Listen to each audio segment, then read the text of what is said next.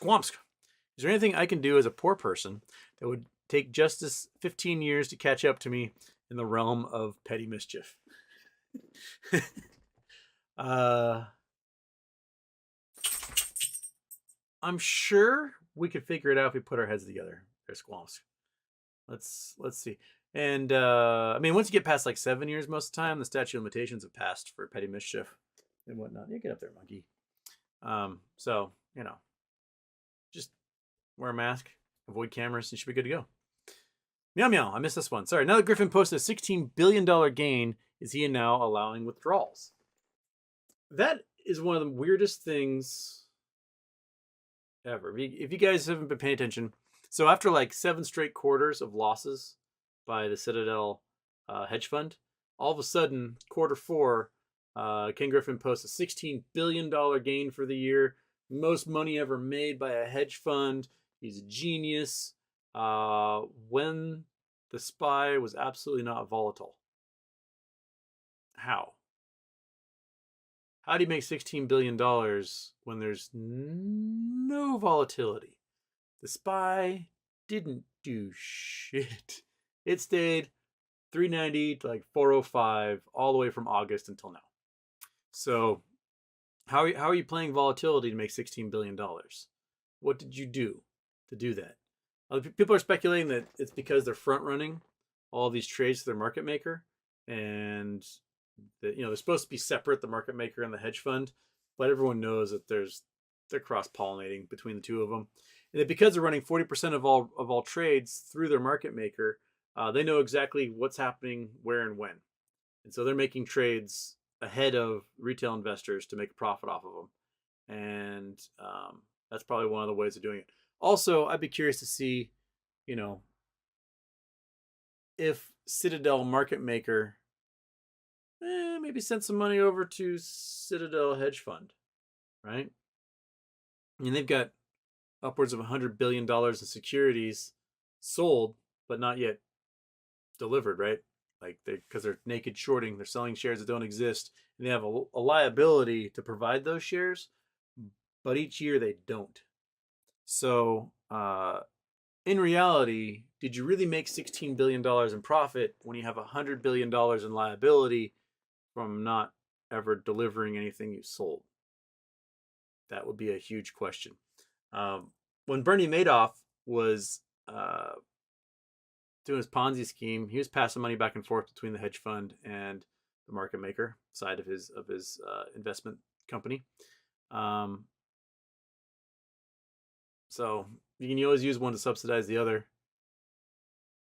And I don't see Ken Griffin getting beyond that. Because remember last year Citadel was hurting so bad last year that he capped the withdrawals at like 6% a quarter. Maybe 6% a year. And whatever it was minuscule. So they couldn't have people coming to him going, hey man, I need my $2 billion back now. He said, no. Because he didn't want to run on the Citadel Bank from all of his investors and collapsing him like Madoff, right? So after quarter after quarter after quarter after quarter of loss, suddenly when the market is not being volatile, they make $16 billion. It's just so fishy, so unbelievably fishy.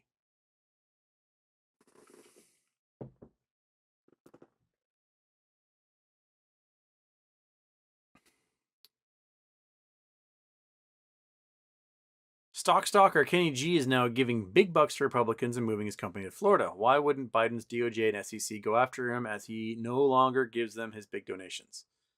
I tweeted out a thing this week about how people in this movement know Ken Griffin sucks. He is like the epitome of all that is wrong with the way the markets operate, and one of the reasons why the markets operate so poorly as they do, and are just basically a way for these organized criminals to funnel retail money into their pockets. That's what they do. They sell shares that don't exist. They do crazy swaps. They violate as many laws as possible, get little slaps on the wrist and so on. And Ken Griffin's favorite candidate, who he's supporting for president, is Ron DeSantis. If you are supporting Ron DeSantis in 2024, you are supporting Ken Griffin's entire platform. So I don't care if you're Republican, Democrat, Independent, whatever. Ron DeSantis is Kenny's boy. If Ron DeSantis becomes president, Ken Griffin becomes the head of SEC or the head of Treasury or something that's a cabinet level position, and he will royally just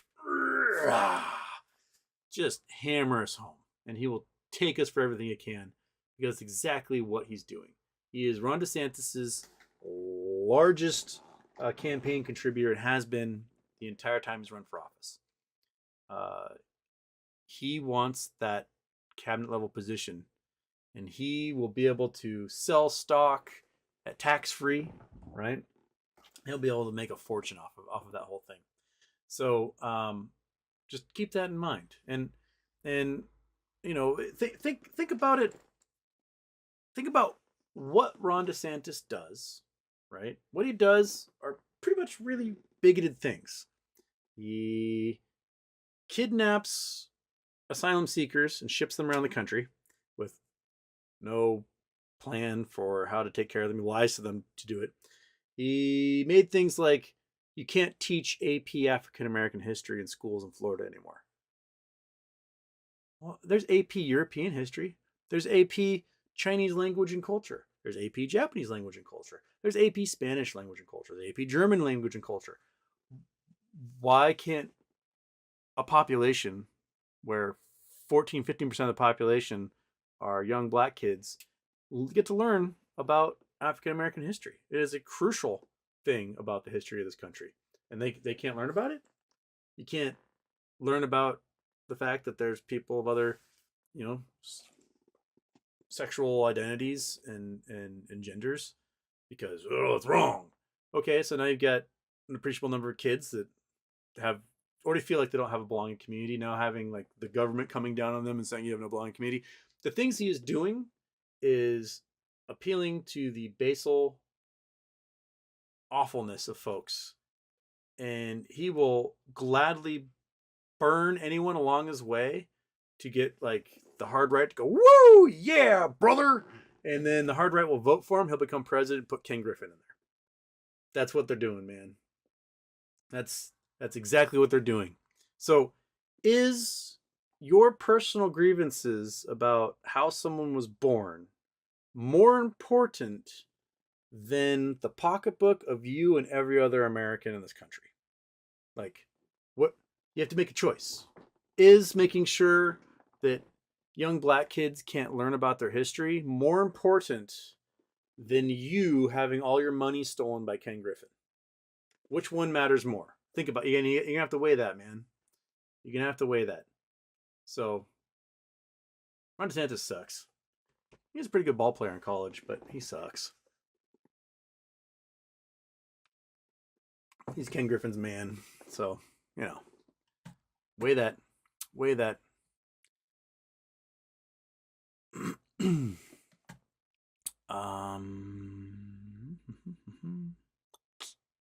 Jeffrey Christensen, I would say the SEC rally is January 27th, 28th, which is Friday, Saturday on purpose. So Friday, everyone's at work, and Saturday, if they want to engage in conversation, they are free to work. They're free from work. It can work. It can work. I am all for big protests, making noise and screaming and yelling and shaking signs and being out there. I just wish it was like a Wednesday where people can't Aloha Friday and peace out early. Be like, I'm taking a 3-day weekend this weekend, boss. And boss is like, sure thing, you got some PTO, let's do it. It makes it harder on a Wednesday.